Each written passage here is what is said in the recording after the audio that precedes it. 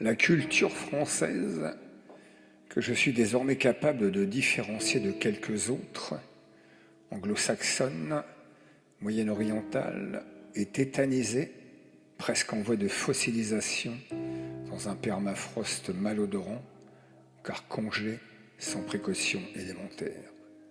Les langues de Descartes, Voltaire, des encyclopédistes puis d'Hugo, pour m'arrêter à dessein au XIXe siècle, étaient efficaces, car s'isoler aux outils de la culture antique, fine et respectueuse de l'homme. Celle du XXIe siècle est empourprée dans une sorte de consanguinité de trois sources que toutes auraient dû pourtant opposer: les journalistes, les intellectuels et les chroniqueurs. Tout ce petit monde copule de l'esprit, joyeusement, sur les plateaux médiatiques dans une langue dont, de toute évidence, ils ne comprennent plus le sens, celui exclusif de la vulgarisation de savoirs complexes au plus grand nombre.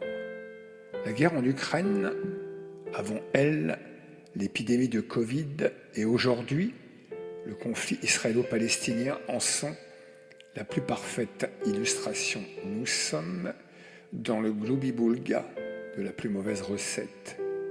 La culture, le savoir, l'analyse sont là pour éclairer et orienter l'action, tracer le chemin de la justice, de la vérité.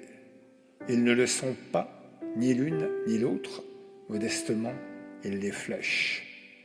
Universalisme, droit de l'hommisme, progressisme, monde libre de la bien-pensance, opposé au totalitarisme rebaptisé en régime autoritaire et regroupé en sud global injurieux et méprisant, sont galvaudés pour servir exclusivement de bouclier infatué à la lâcheté et à l'inaction. Le philosophe, l'écrivain de rue, le pamphlétaire et son cousin caricaturiste, le poète, enfin, étaient des êtres engagés, engagement qui constituait la valeur fondatrice d'une civilisation qui se construisait pas à pas.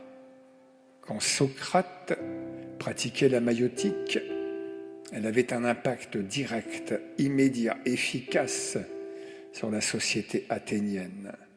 La Démos Kratos de Platon, davantage sur l'avenir de l'humanité. Peut-on encore apprendre aujourd'hui sans simplement les évoquer? L'accouchement actuel de nos intellectuels de plateau TV est indécent et barbare, fait de grossièreté, interruptions incessantes et irrespectueuses qui délitent la pensée, la rendent inaudible.